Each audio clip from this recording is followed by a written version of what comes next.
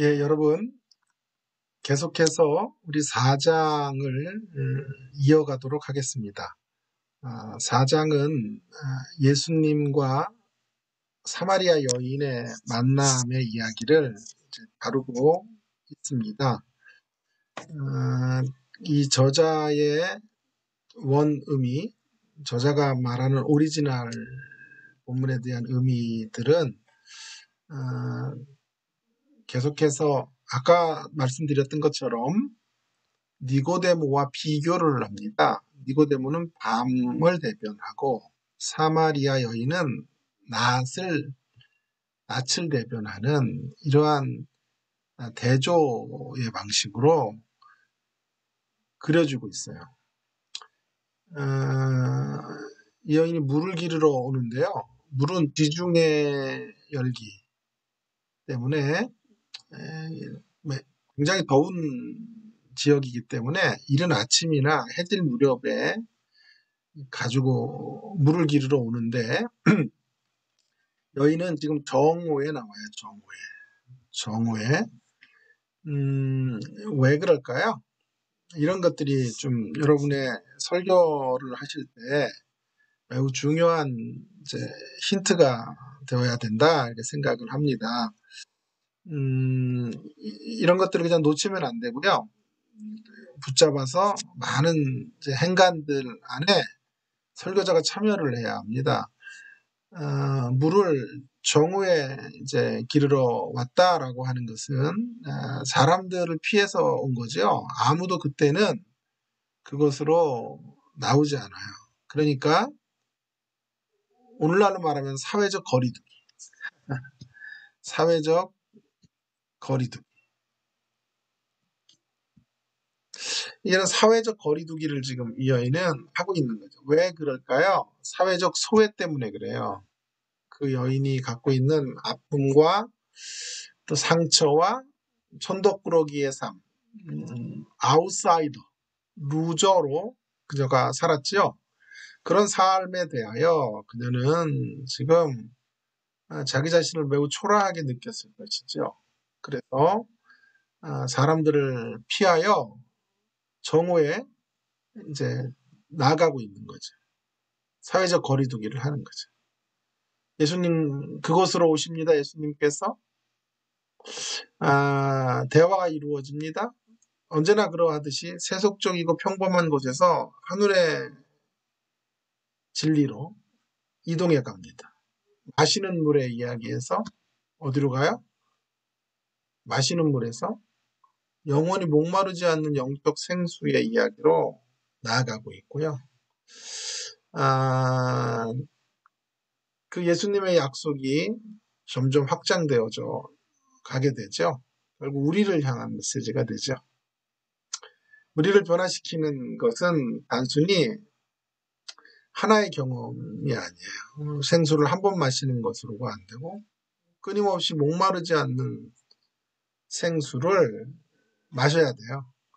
그 역동적 경험, 단순한 경험이 아니라 이례적이고 단순한 경험이 아니라 역동적 경험을 통해서 우리는 그분을 계속해서 만나야 합니다. 길어서 마시는 우물이 아니라 물이 우물 바깥까지 흘러 스스로 솟구쳐 오르는 그런 우물을 경험해야 돼요. 그녀는 예수님의 이런 말씀을 다 이해하지 못해요. 그러나 중요한 건요, 이것이에요. 빛 가운데 계속 머물러 있기를 원했어요. 니고데모는 밤에 주님을 찾아왔죠. 니시. 니고데모는 밤에 찾아와서 어떻게 가요? 소리 없이 사라져 버렸죠. 그러나 사마리아 여인 사씨라고 합시다. 사씨는 낮에 와서 어때요? 빗속으로 계속 걸어 들어가요. 여러분 이것이 차이입니다. 이것이 만일 니고데모가 구원을 받지 못했다면 그리고 사마리아 여인이 구원을 받았다면 바로 이것이 큰 결정적 차이가 될 것입니다. 지속적으로 주님을 붙잡는 거죠. 우리가 할 수 있는 일은 이거밖에 없어요. 그리고 주님은 그 주님의 붙잡는 역사들을 소중하게 여겨주시고 그 어떤 인생이든지 간에 그 인생을 회복과 새로운 변화의 자리로 이끌어 주십니다. 그래서 이게 매우 중요한 것이죠. 머물러 있는 것이 매우 중요하다라고 하는 것이고요. 예배의 이슈. 그래서 여러분 이제 이 부분을 설교할 때 이제 사마리아 여인의 여러 가지 이야기도 해야 되겠지만 이해가 되지 않고 납득이 되지 않는 상황 속에서도 계속해서 주님을 추구해가고 주님 붙잡고 있는 거.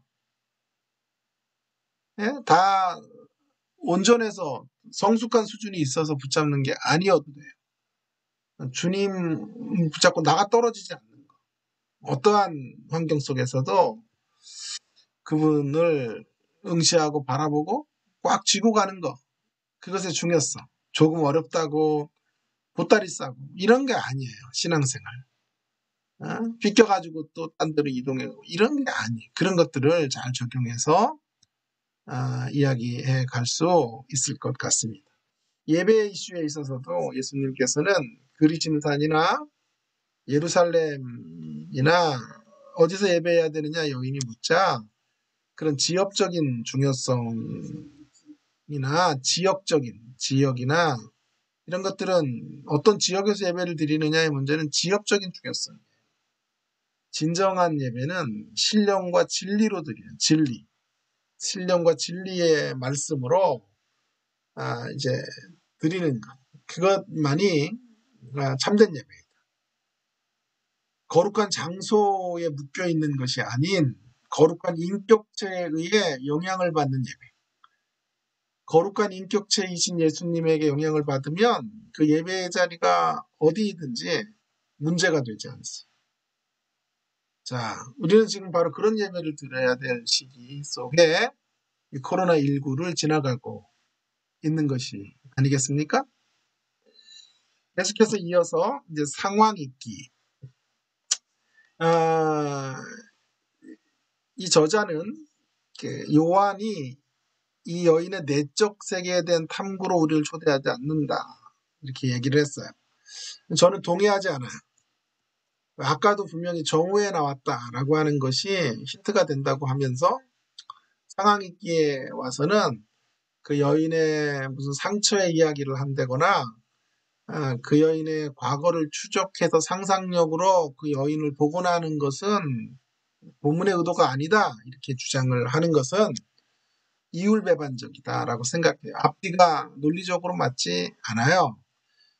사실은 성경을 통해서 우리가 많이 이제 앞으로 개발해야 될 것 중에 하나가 심리적인 일기예요. 인물들이 갖고 있는 심리적 상태가 어떤 것인가 하는 것들을 눈여겨보면서 그것들을 우리가 상상력으로 복원해 가고 그럴 때 청중들과 현대 청중과의 어떤 접촉점이 생기고 또 적실성이 있는 메시지를 만들어갈 수가 있을 것입니다.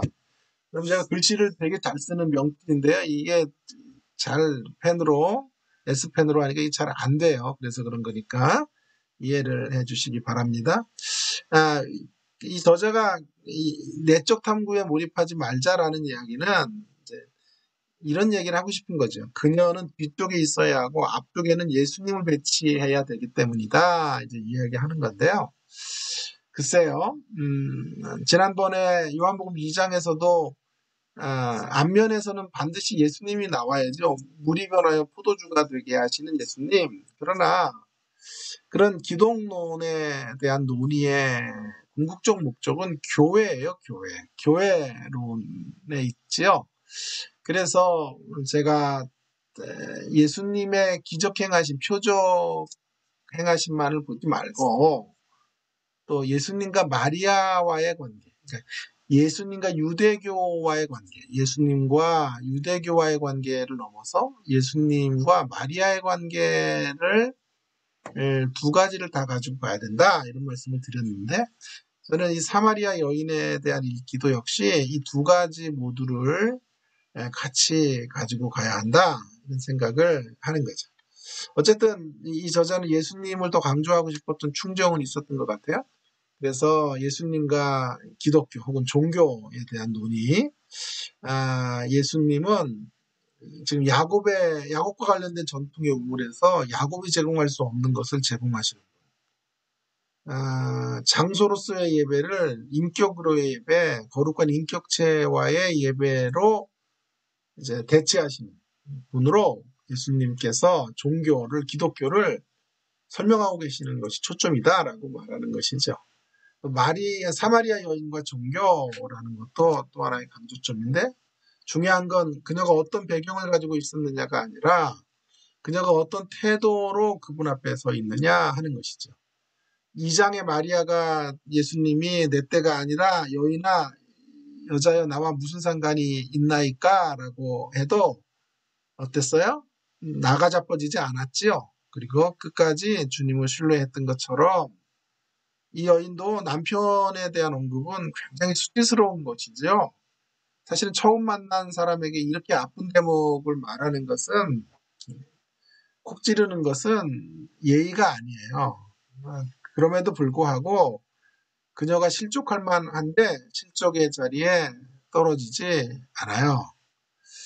그녀를 통해서 우리는 그리스도의 제자가 되는 것, 그런 것이 무엇인지를 한 두 가지로 생각해 볼 수 있는데, 하나는 인식론적인 새로움이 있어야 제자가 될 수 있어요. 지금 이 여인은 하늘의 진리를 계속 머물러 있으면서 배우죠. 어떻게 예배해야 되는 것에 대한 문제에 있어서도 지금 굉장히 깊은 깨달음을 주님을 통해서 얻어요. 삶의 영역, 진리의 영역을 깨닫게 되는 거죠. 그래서 내 백성이 지식이 없어 망한다. 성경이 그렇게 말하지 않아요? 그러니까 이 아는 것이 매우 중요하고, 여러분이 이곳에서 신학을 하셔야 되는 이유도 인식론적인 지평들을 넓혀야만 되기 때문이에요. 그러나 그것이 전부가 아니고 또 하나는 경험적인 것이죠. 생수를 맛보죠. 예수님을 통하여 진정한 생수, 영원히 목마르지 않는 그 생수를 경험하게 된 것이죠. 그래서 그녀가 이제 제자도의 모델이 되는데, 제자도의 모델로서 중요한 것은 물동이를 버려두고 나아가요. 그리스도를 경험한 제자들은 반드시 증거하고자 하는 열정이 생겨요. 패션이 생기는 거죠. 열정. 그 열정으로 사람들을 설득하는 모습을 보면서 경험의 크기면 된다. 그녀는 사실은 사람들 앞에 사람을 회피했던 사람이죠. 그녀의 말을 누가 믿어주겠어요. 그럼에도 불구하고 그런 모든 어떤 사회적인 한계, 심리적 한계들을 넘어서요. 뭐가 있어서요? 그리스도를 경험했기 때문에. 그리스도를 진하게 경험하면 그가 누구이든지 상관없이 온전한 그리스도를 전파하는 통로의 자리로 나아갈 수 있다. 사명의 자리로 갈 수 있다라고 하는 것이 중요하겠습니다. 세 번째 이제 중요한 다리 브릿지는 교회의 생명과 사명, 사마리아 선교로 이제 경계선을 넘어가고 있고요.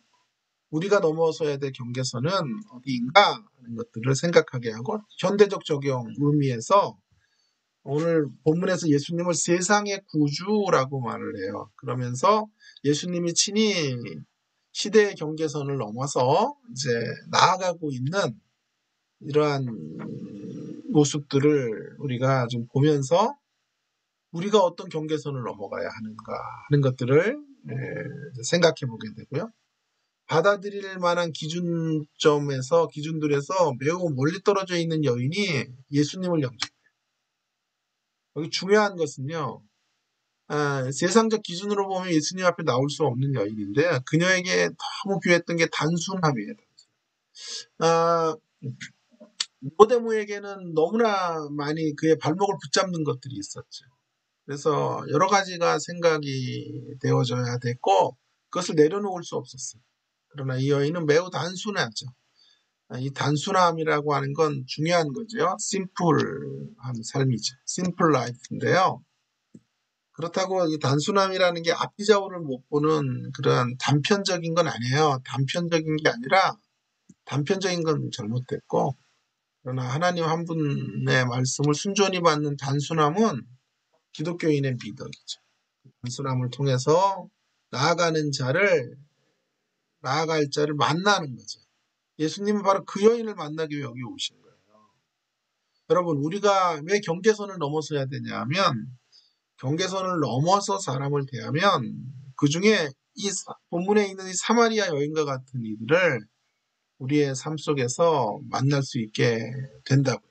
하나님은 이런 사람들을 곳곳에 숨겨놓으셨다고. 그래서 우리가 경계선을 넘는 작업을 통해 이런 이들을 주님의 사람으로 초대하고 주님의 자리로 이끄는 일들을 해야만 하는 것이죠.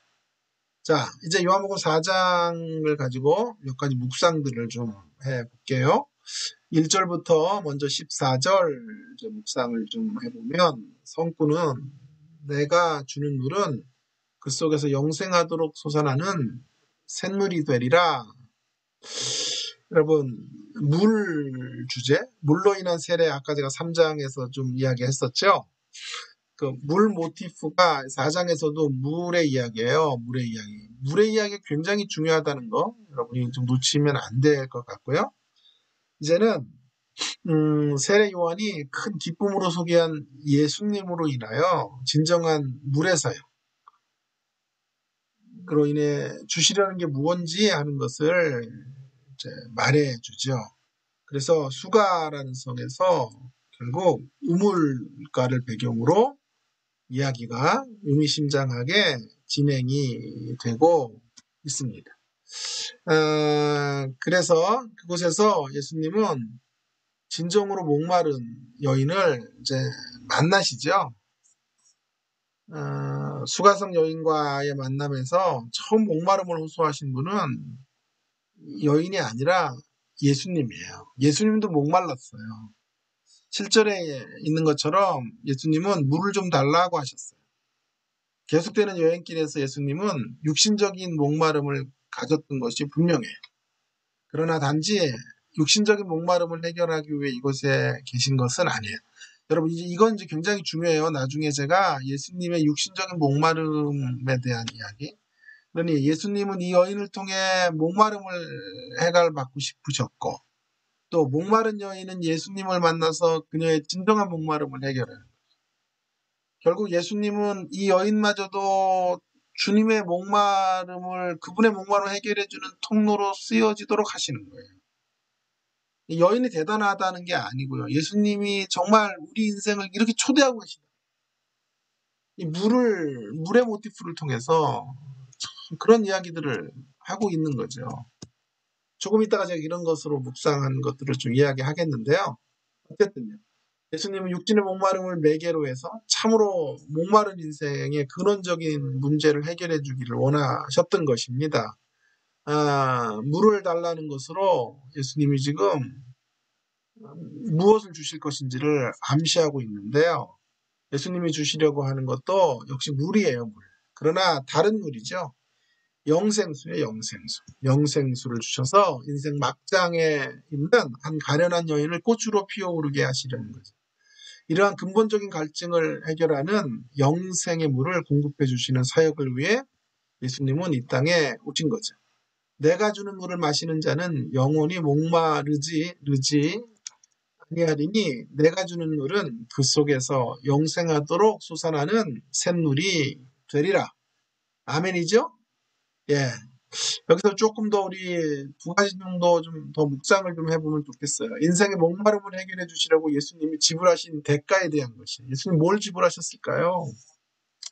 예수님은 지금 엄청난 대가들을 지불하고 이곳으로 오고 계시다는 거예요. 목마름을 해결해 주기 위해서 예수님은 하늘을 버리셨고 하늘 보좌를 버리고 오셨고, 지금은 유대인들이 이제 상종하지 않는 사마리아인들을 향한 길로 걸어오세요. 그 말은 무슨 말입니까? 그 시대의 편견과의 전쟁을 선포하시는 거죠. 그 시대의 편견, 그 시대의 편견에 대한 전쟁을 선포하시는 거예요. 그런 예수님 편에서 얼마나 큰 대가들이 지불됐을까. 여러분, 목마른 인생을 이제 구원하기 위해서 예수님이 이런 허물기의 작업, 그 허물기의 작업들을 서슴없이 감당하셨고, 그로 인한 그 어떤 대가도 세상의 미움이랄까 시대의 손가락질마저도 감내하셨다라고 하는 거죠. 또 한 가지 집중할 대목은 다시 돌아가서 우리 예수님의 목마름에 대해서 한번 생각해 보겠습니다. 예수님은 그냥 인생의 목마름을 해결해 주는 분이 단지 아니에요. 잘 보세요. 목마르신 분으로 별표하겠습니다. 목마르신 분으로 목마름을 해결해 주는 분. 이게 무슨 뜻입니까? 예수님도 목말라 우리에게 물을 달라고 하신다는 거예요. 우리가 아니면 목마름을 해결하실 수가 없어서가 아니라, 잘 놓치면 안 돼요. 우리가 아니면 목마름을 해결하실 수가 없어서가 아니라 예수님의 갈증을 시원케 해드릴 수 있는 자로 우리를 지명하여 부른 거예요.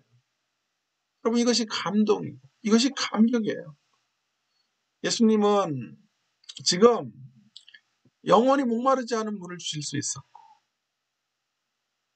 얼마든지 다른 방편으로 물을 구하실 수 있었음에도 불구하고 내가 목마르다고 하시고 그 여인에게 물을 달라고 하시며 그 여인을 통해 예수님이 공급받으시고 또 공급해 주신 이 상호적 관계 안으로 우리를 초대하고 계신 거죠. 우리같이 부족한 인생들을 주님 통해서 주님도 목마름을 해결하시겠다고 하십니다. 그럼 우리가 어떻게 주님을 시원케 해드릴 수 있을까요?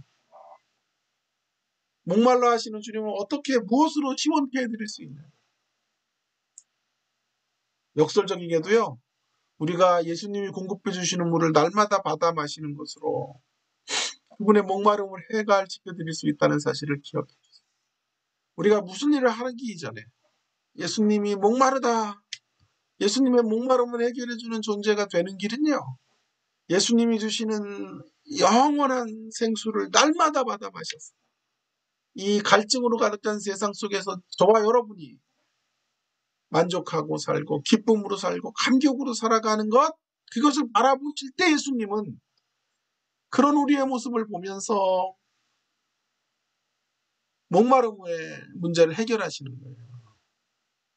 이 부분이 얼마나 큰 은혜의 대목인지 모르겠습니다. 눈물이 나네요. 이런 예수님, 우리를 영원히 목마르지 않는 인생의 자리로 초대하실 뿐만이 아니라 우리를 하나님 나라의 도구로 써주셔서 예수님의 목마름을 해결해 줄 수 있는 통로가 되게 하신 것을 인하여 감사하고 감격하는 근본 고난 주간의 시간들이 될 수 있기를 간절히 바랍니다. 감사합니다.